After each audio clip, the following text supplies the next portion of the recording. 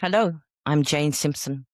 I began the Let's Talk MND podcast after my husband Robert was diagnosed with MND and he died 10 months later. This podcast has built an MND family. We share real stories from people living with MND, those who love them, and we learn about research and care in plain English. I'm not an expert, just someone with lived experience, and together we are stronger. This podcast is proudly supported by Evercare, an assisted living brand that shares our belief in independence, dignity, and community.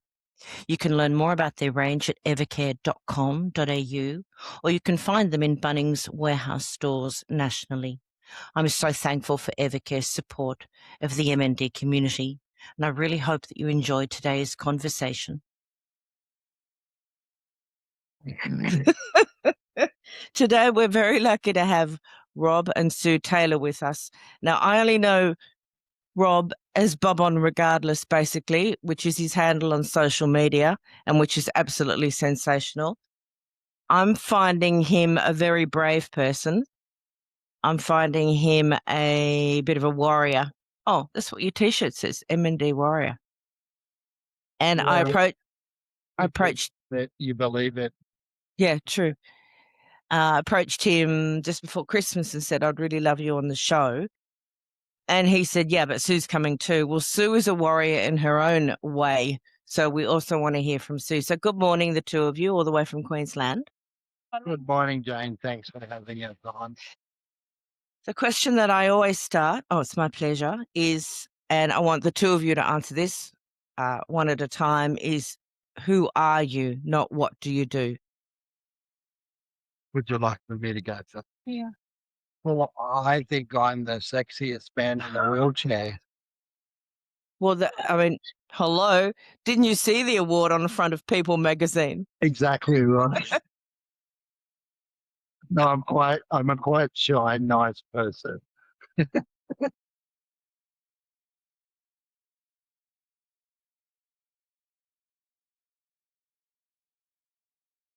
Really like to be in the spotlight. Mm-hmm. I'm a very caring and giving person. I will always put everybody else before myself. Well, it's really nice that you acknowledge that. Okay, so you want to be called Rob or Bob? What do you want? I'll answer to either. That really is Rob. Yeah. So, Rob, tell us your journey to diagnosis. Yeah, so back in August 2022, I noticed a twitch in my bicep. And, didn't think too much at the time. I played soccer for nearly 50 years.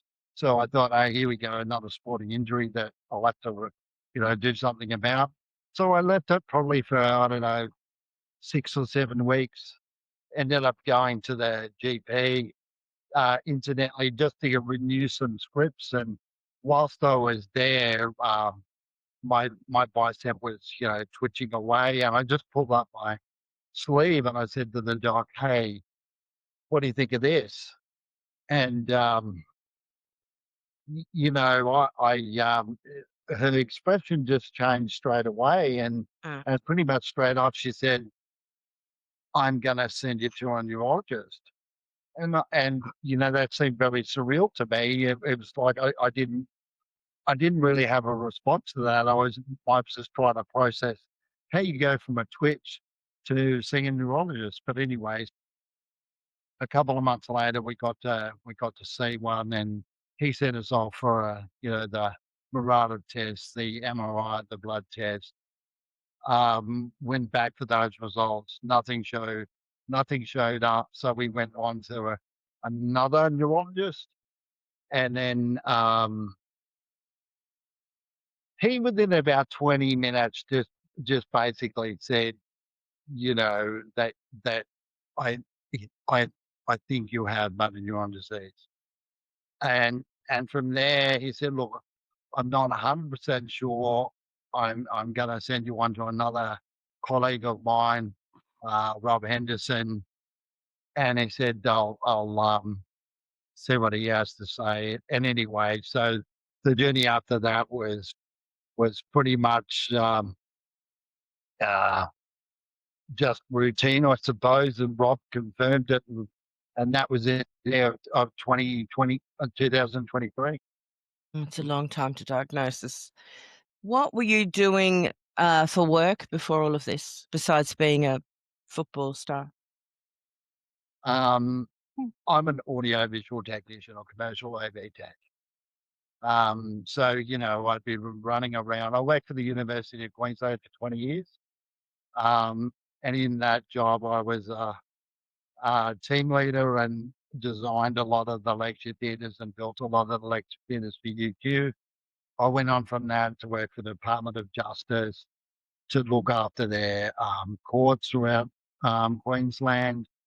And then from there, I worked for a company called Programmed, which I got to travel all around Queensland fixing stuff. So, and to me, that was a real shame because I just found myself into an ideal job, and then I got the news of having motor neuron disease, and the rest is kind of history.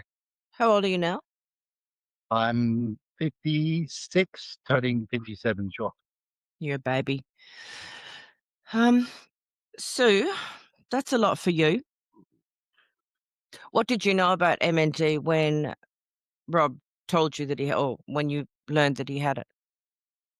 I didn't know anything about it. And then once we found out that Rob had it, then you hear like my sister's boss, his best friend, which was Scott Sullivan, he passed away from it. A couple of the bosses at work, his friend passed away from it. And then one of the other guys, his mother-in-law passed away from it. So a lot of people that you just didn't talk to about that sort of stuff all had that experience. And when we were going through the neurologist, like Rob went for the brain scans, and then we went back to see the second neurologist, and he was going through it all with us. And he said to me, "Do you have any questions other than the obvious one you're going to ask me?" And I said, "No, I've just got that one. Are you sure?" And I've asked him like that 3 or 4 times, and each time he was still 99% sure. But he was brilliant. He was really compassionate, and his bedside manner was brilliant. Yeah, he was really good. And then he referred us on to Dr. Henderson. But it was a lot to get your head around. I just want to go through you personally for a little bit. You've had your own battles, Sue, the last year or so. Yeah. Tell us about that. So I just started with like a little bit of a cough, and Rob said, he said, go to the doctor, get it checked. So I did that. And I was seeing a doctor who just Googled all my symptoms. And first he said to me, "Oh, you've got allergies to your dog." And I went, "Well, I already know that. And I take antihistamines." And then that didn't work. So I went back to him. He said, "Oh, no, you could have asthma." So then he put me on Ventolin for a month, and that didn't work. And then he told me I had GERD or reflux. Yeah, good. Just get over the counter stuff. That'll fix you. And I went, "Oh, okay." So I tried that, and then it didn't get any better. And then I lost my everything tasted funny to me, and then I lost my appetite, and then I got my stomach just bloated. So then I went back and got a second opinion from a completely different doctor, and that was on a Thursday, and did the scan on a Friday. Friday afternoon, she told me that I had a cyst on my left ovary. The following Monday, I was at a private specialist. And then on the Tuesday, I was in hospital having biopsies done.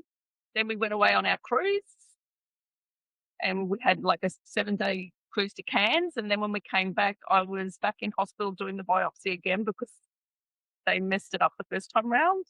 And then a week later, I started chemo. So I did 3 rounds of chemo over 9 weeks. Then I had my 6-hour surgery. So they were able to do a radical hysterectomy, get all the cancer and my appendix as well. And then after that, I had 7 weeks recovery. And then I did another 3 rounds of intense chemo. So, but they got all the cancer. Apparently I looked a little bit like, first it started with Arnie Fester, then Baltimore, and then now I'm G.I. Jane. Yeah, that's pretty hot, but Yeah, she's really hot, but so I'd stick with that.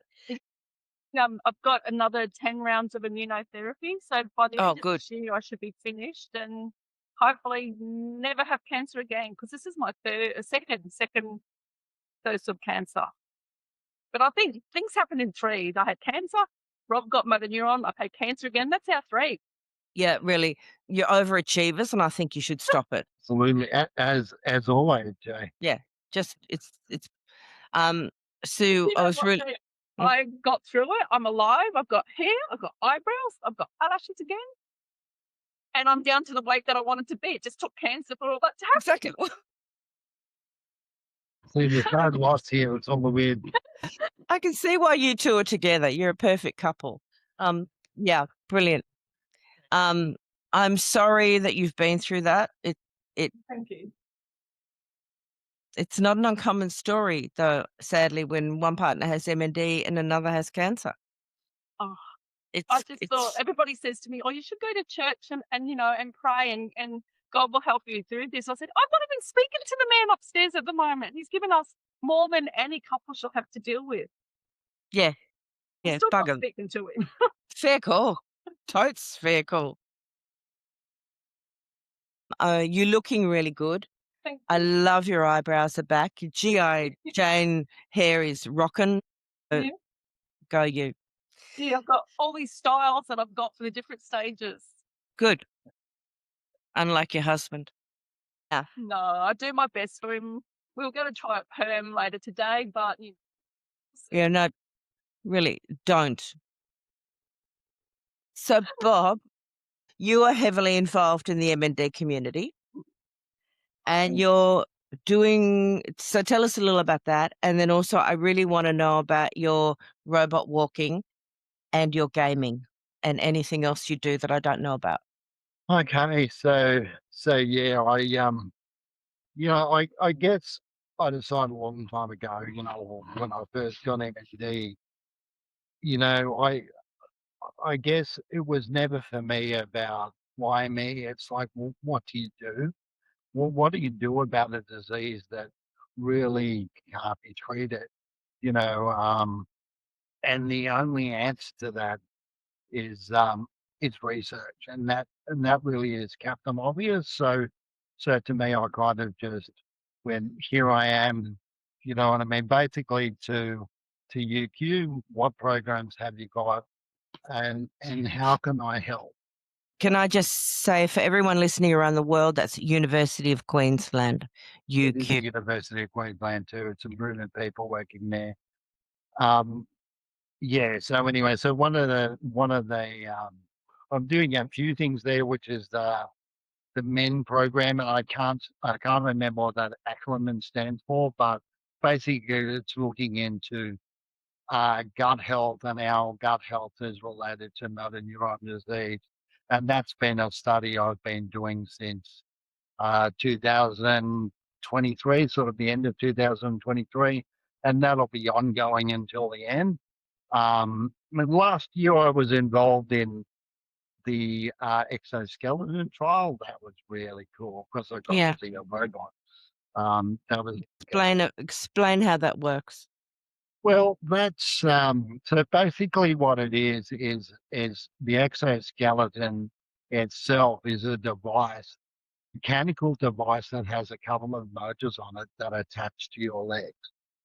From that, it communicates via Bluetooth from your phone to set its pressure settings or its torque settings, enable what's best for you in order to get up and walk and feel confident with walking.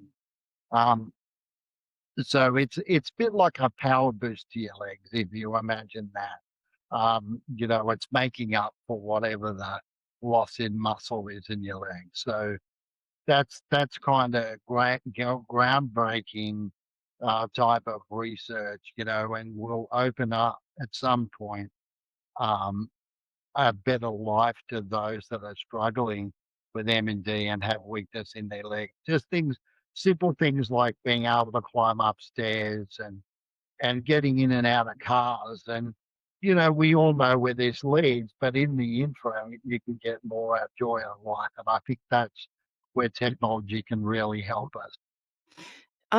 Did you feel safe wearing them?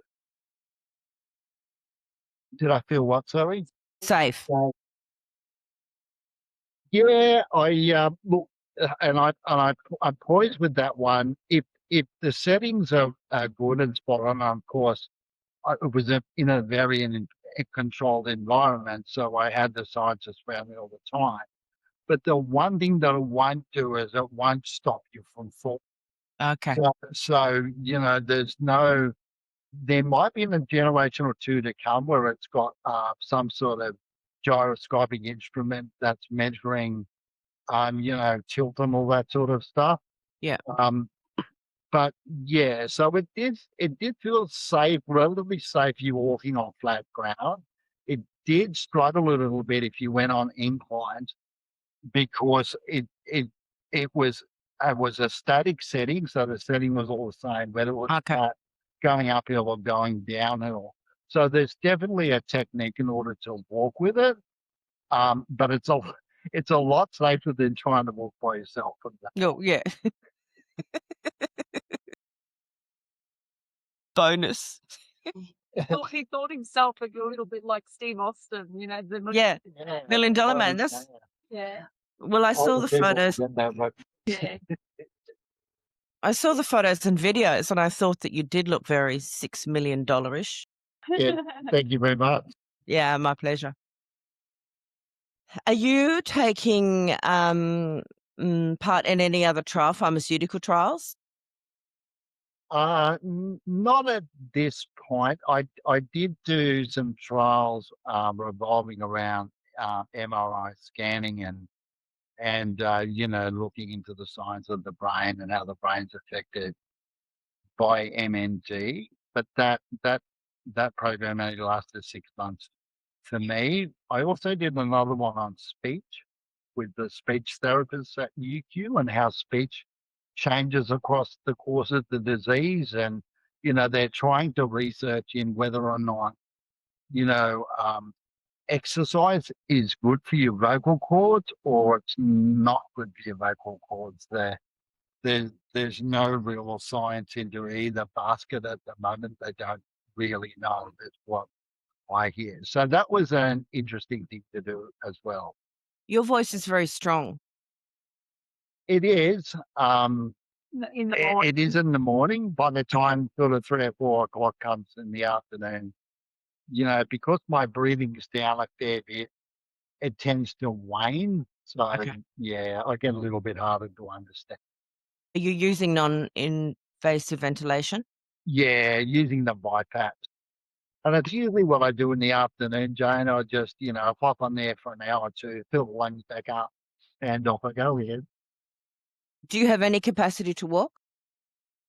I can get up, which is handy going to the toilet. The lav?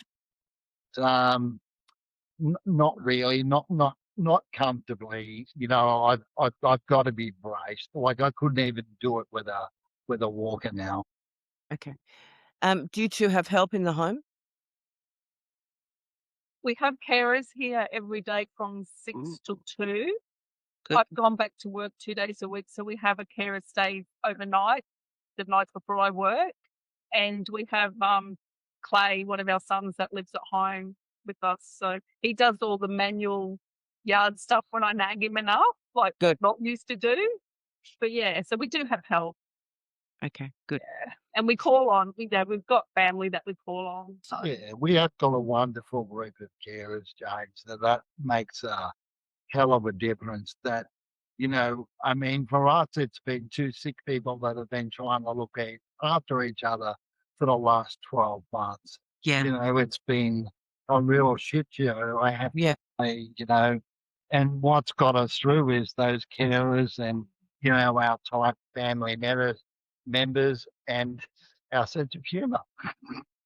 And the carers were a great help, and so was the son that lived behind Clay when I was in hospital. Like they looked after Rob. Clay did the night shift because he was still able to get up himself back then. And then one of my sisters was with me all through it, and she was my rock, and she would fill Rob in throughout the day when I was at treatment. So we did have a lot of help. Yeah. And we have brilliant medical teams, both of us. We can't complain about that. No. And I really think, and this is, I know we're going off on a little bit of a branch here, but, and one of the things, again, when I come back and go, I'll do whatever I can for research or anything to do with this. disease is because all the medical professionals we've come across have just been excellent and, so helpful to us, haven't they? Oh, they have. It was a little bit daunting, our first visit to the MND clinic at the PA. When we first went there, like, we knew we had to do all these things like, health directors, power of attorneys, medical power of attorneys, wills, all that. We knew we had to do all that, and we've been saying for years, "Oh, we've got to do it, we've got to do it." And then when you go there and they need to be like, they're brutally honest. Yeah. And I left there thinking, oh my God, that was next level brutal. Yeah. But we came home and we did everything they said, and there was a drug trial that they asked Rob to take part in, but when they contacted him, we were starting the Caribbean. So Rob said, yeah, I'm not going home for that. So we did, in that first 12 months, because we didn't know how fast it was going to progress or how long we had with Rob, we did a lot of traveling. Good. So we were hardly ever home that first 12 months. So where else did you go? So the first trip we did was our anniversary trip in March. We went on a cruise to Noumea. Yeah. So we did that on the Carnival. It was awesome. And then the second time we came back, we were home for 2 weeks. Then we thought, we don't like it here. We go away again. So we went away to Port Douglas for 2 weeks. Yep. We were trying to escape everything that was happening at home, and we just wanted to go away and have some time by ourselves and not think about it. And it's called part of the journey, Jane, is you don't know, and nobody can tell you. You get diagnosed and you go, so how long have I got left? And that's the constant thing in my mind. It's not whether or not, for me, it wasn't. I'm not afraid of dying. Or maybe I'll be afraid on the last day, but it's the whole thing of going, have I got 12 months, have I got 24, 36, 5 years, 10 years? That to me is the daunting part of it all, because, it's just something that stays on your mind about how quickly you're going to, descend into this shithole of a universe that I'm in. Yeah. A lot of holidays. And then, we went to we didn't know what we wanted to do, a really big one, and we thought, what are we going to do? So we just kept waiting for these things to pop up, these specials or deals or whatever you call it. And then Rob goes, do you want to go to Miami and go to the Caribbean, like Jamaica? And I went, yeah, I love it.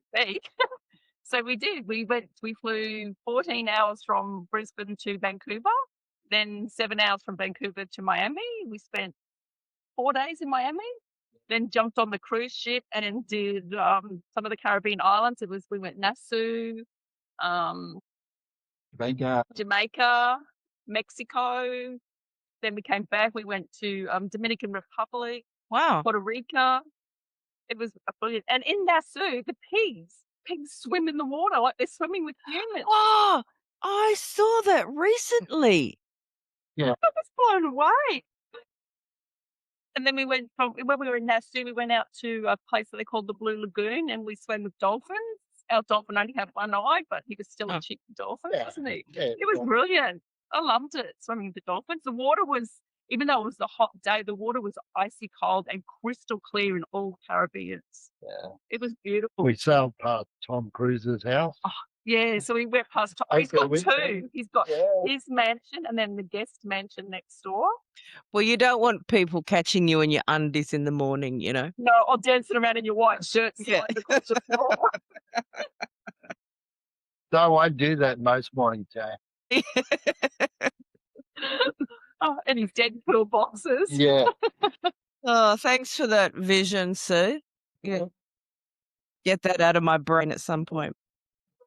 Now, we did a driving holiday where Rob could still walk and drive a little bit. We drove to Sydney and then went on a cruise across to Perth. That was scary because you were driving. Yeah, you're driving deep down. Yeah, well, he needs to because you're driving him everywhere now. So, My darling husband is what you call a control freak when it comes to driving. Right. Terrible passenger and loves to tell you how to drive from the back seat. And I do admit that I have a problem, Jay. Well, you're going to have to do something about it. There are groups for that, Rob. I could just put a blindfold on him and then he can't see anything. Yeah, exactly. And put some Kwam music on so you just chill. Yeah. Chill. Hit me up back in the baseball bat or something. Yeah, keep me quiet. Good luck. Turn the music up so loud I can't hear him. You can't hear him. That's a better idea. Now, Rob, your passion project, which for people who are watching this on YouTube are going to see that you look like a rapper. Yeah. Do you want to tell us what's on your head and So tell us about the gaming program and how you got involved? yeah, so that good questions. Thank you.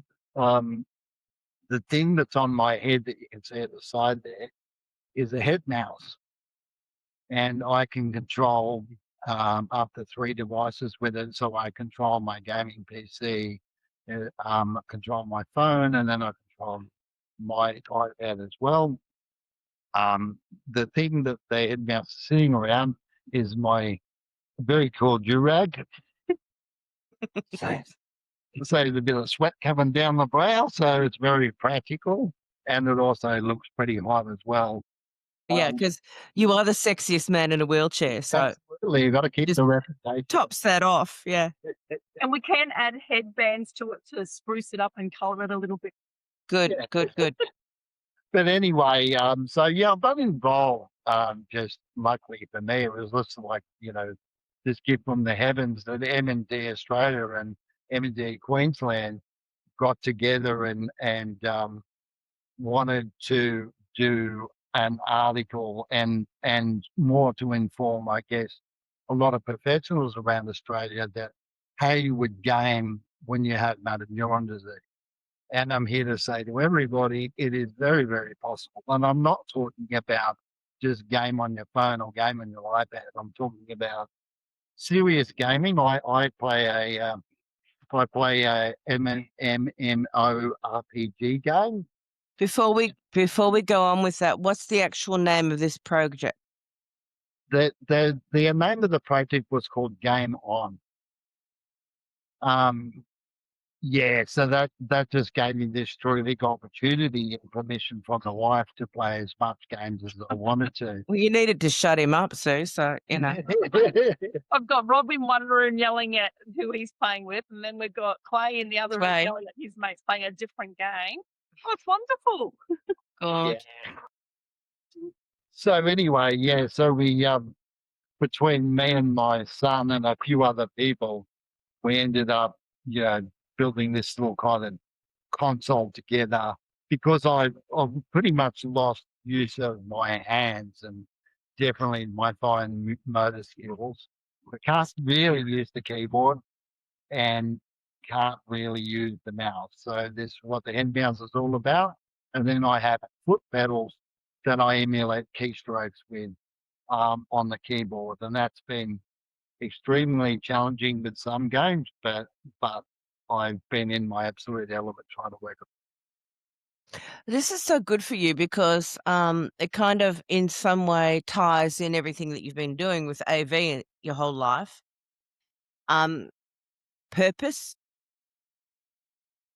playing games with other people, keeping yourself occupied, dexterity.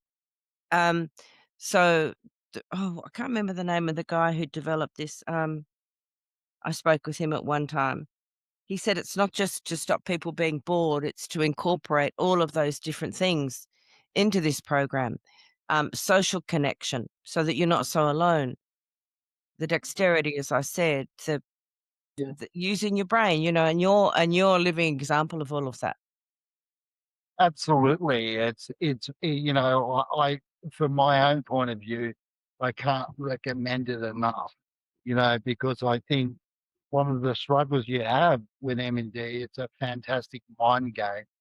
And so to rest your mind from all those stupid questions, it's good just to dispel yourself into a different universe and, have that sort of more moments, where you're not focused on the disease, you're just focused on having fun. And I don't think we should ever downplay fun in your life. Oh, no. All the way to the end, you should have. Yeah. There's not much point without it. No, No, that's exactly right. Yeah. You just mentioned something then. You said stop asking, people stop asking all the stupid questions. Who asks you stupid questions? So, you know, I I shouldn't. I don't like talking bad at people, I suppose, but there are some silly questions out there. But more to the fact that I think people don't know how to react around when you have it when you're disabled. Like I've got a very good social sense, so I can pick up when people are awkward and just don't. I find the biggest thing, Jane, is people just ignore you or pretend that Yeah. you're not even there. You know, because they don't want to have awkward conversations because they don't really understand the disease. I mean, I try to change that a little bit more with my personality by being out there and getting in people's faces anyway and go, hey, I'm still the same idiot that I was before. It's just that my body's not behaving as it should, you know. But yeah, it can be extremely confronting for people, I suppose. And you end up with a lot of silly questions coming from that, you know, which is, you know, how long have you got for one? Which is always the Rude. yeah. Rude. It is rude and brutal. I think it's just because they don't know what to say. Yeah. And they just think, oh, they don't mean it the way it comes out. Okay. So should I be buying you a birthday and Christmas present this year, Rob, or not? You know, subtle. That's a nice way of putting it. Some mates who can say that to me and they laugh about it. So it's like, Yeah, I've got a very dark sense of humor, so Yeah. it takes a lot to offend me. oh, Yeah. and there's like, I work at UQ, and there's a lot of people that Oh, work with Rob that come up to me and say, oh, how's Rob? And I go, he's really good. He still has the same phone number and he's still able to answer. So you can give him a call. go you. But they Yeah. don't know what to say. Like there's one in particular, every time I see them, they ask, and I say, call him. Ring him. And some do call. Some people, yeah, some of my friends have been great. Yeah. And others, you know, and I suppose you hear this all the time too, Jane, but the people that you expect to be hanging around really haven't. And They run for the people hills. that I didn't expect to have been the best, you know? Some have really Yeah. stepped up. Yeah. We had that, and many people I know have that, is that the ones to whom you were closest vanish, disappear. Yeah. And people that, in our instance, people we'd never met before stepped up and provided extraordinary acts of service and love and dragged us through. So you never know in Yeah, life. it's amazing how that works, you know. And we have met some really lovely people. Unfortunately, that made a Neurone disease to meet all these people, like including yourself. Yeah. Which is like I wish we were all meeting on different circumstances, but you know, this is where you just got to deal with what's in front of you, right? We do. So for anybody who's listening who's just been diagnosed or just had their family member diagnosed, fun is the last thing that they'll be thinking about. But fun is Oh yeah, of course. but fun is the thing that we need to incorporate into our lives as we're living this journey. Absolutely, and we should never forget that. You know, I believe that I have two emotions that sit side by side. One is that I mourn for myself every day, but I don't stay in that sadness because along with that, I also have joy. So you know, and I let those feelings come over me. You know, and really that's to me all you can do is just recognize it, you know, recognize that you're going to have bad days, that you're going to be sad. And even me as a really upbeat person, I still get down from time to time. I don't want to be hard on myself or those around me, you know, because to me that bitterness leads to anger, the anger that you can take out on everybody else around you, and you can make the journey a lot harder than what it needs to be. Couldn't agree more. Have you had any external counselling? I do through MND Queensland actually, and I'm always happy to talk to that because regardless of whether or not I think I need it, I'm just doing it anyway. It's just Yeah. great to just go talk to a stranger. Yeah. Like I think I have the best conversations when I talk to strangers. So I find that really useful for me, definitely. So are you having some as well, considering the year you've had? I get it through UQ. I've been going to see a counsellor through UQ. Yeah. But my next session with her, I've got to talk about nobody but myself. So Oh, good luck. I've been talking about everybody else and a lot about Rob, but she said no, the next time is just about me because it was supposed to be the last time, but I don't talk about myself. Yeah, I think you might want to take some notes before you go in, so you've got give you a reminder. Yeah, she sent me some homework. Good girl. Okay. What have you got to say to people who have just been diagnosed or early in their diagnosis? To me, it's just find your happy place. It's really, find your path to your happy place and try and stay in your happy place as long as you can, and just do things that you will find worthwhile. I don't want to overly give too much advice because it's really everybody's journey, and it's really a testament to me of character when you find out that you're not with any disease. It's how you handle it. So, you don't have to be strong. You can lean on people around you. Yeah. But yeah, all in all, just try to be as joyful as you can. And I know that's going to be difficult, but it's something that, you must try and aspire to. Someone said to me, and I still use it in my day-to-day life, is to find sparks of joy. So that, Absolutely. just find a It's a spark. simple thing, and that's the thing. You just need to keep it simple. Your joy might be as simple as patting your dog, Yeah. or taking your dog for a walk. Whatever that joy is, Some people find joy in religion, and that's fine as well.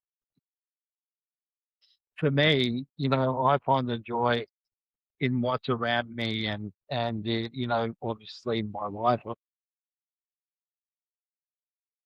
And my pets and my kids, and most of all, I find joy with just humor. Humor in general. My mind always, comes back to, trying to think of something funny or make humor out of a dark situation. On Facebook, Rob is Bob on Regardless. Follow him, give him a look because he's very bloody funny and it's the best name. So as a carer, which is a difficult role to have in life, what advice do you have for people who are just joining our family? I've just been trying to support Rob the best I can and take care of him. I've struggled with the fact that there's others in here doing it, like especially when I wasn't working. I felt like, what do I do? Because the girls are here, all the guys here looking after him, and where I wanted to do it all, but I just couldn't. So ask for help. Yeah. And take the help. Yeah, that's good. It's very, very good advice. And I've also tried to make sure that we've got all the possible equipment here that Rob could need, so we don't have to wait for anything.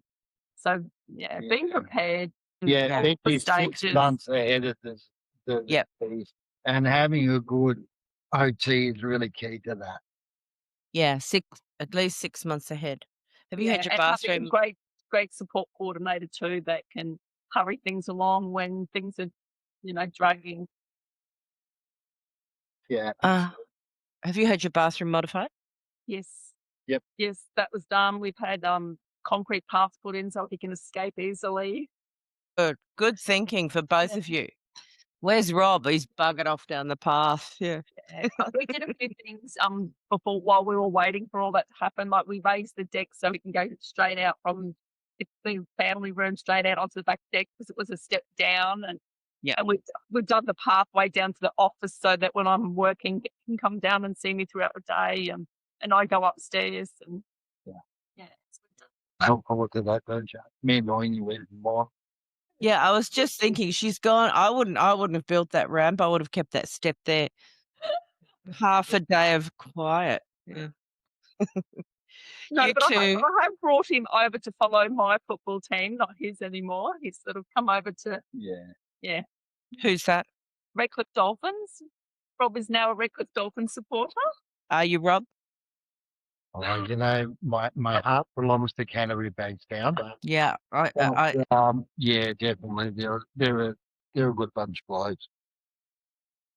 oh, they're the ones who want your autographs on everything. Yes, yes. Yeah, that was embarrassing that they were chasing you down the street asking you for their autograph on all their stuff.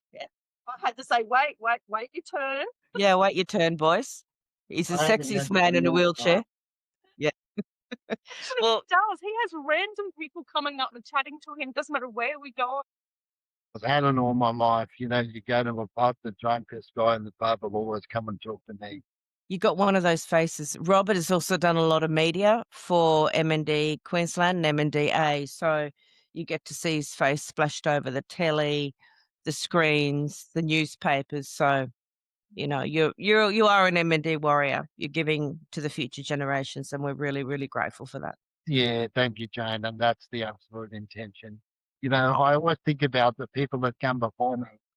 You know, it's like we're in such a good position. Of course, we can improve, but you know, the things like all the work that people have done with the NDIS, you know, building foundations around Australia. And, you know, you just have to keep perpetuating that. And Yeah, the you only do. people that are ever going to do it are the people that get the disease. And you have Correct. to decide, do you want to leave this disease to your grandkids? My answer is absolutely not. It's such a bloody cruel thing. Out of, you know, out of all the diseases you can get, this would only be the worst. So No, it is. we have to keep going. And that is my genuine purpose in life. To go, you know, they may not find a cure for maybe us or our generation, but that's not the point. The point is keep driving until we do. And that the only way you're going to do that is through sacrifice, right? So, yeah, I won't change that philosophy until the year. Good. I'll be watching you from the sideline. I'll be cheering you on. You've been talking for a long time now. I'm really grateful to you both. Sue, I know you came on squealing and kicking because you hate this shit, but you've done a really good job. And I really wanted to acknowledge what you've been through the last year because, you know, it's just been really tough, the two of you. But you're sitting there smiling.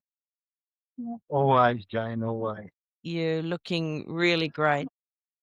You do. I'm all up. God, yeah. I love me an adventure. So I will see you online. I will stay in touch, and I'm really grateful to the two of you. Thank you very, very much. No, thank you for having us on, Jane. And thank you for all the work you did too, love. It's an absolute pleasure. Thank you. Oh. If you'd like to get in touch, you can message me on the Let's Talk MND Facebook or Instagram pages, or Let's Talk MND5@gmail.com. The information on this podcast is not medical advice. And the music you hear is by a much-loved member of our family, John Hanley. Once again, thanks to Evercare for sponsoring this podcast and supporting Let's Talk MND. Their commitment to care and community helps make meaningful conversations like today's possible.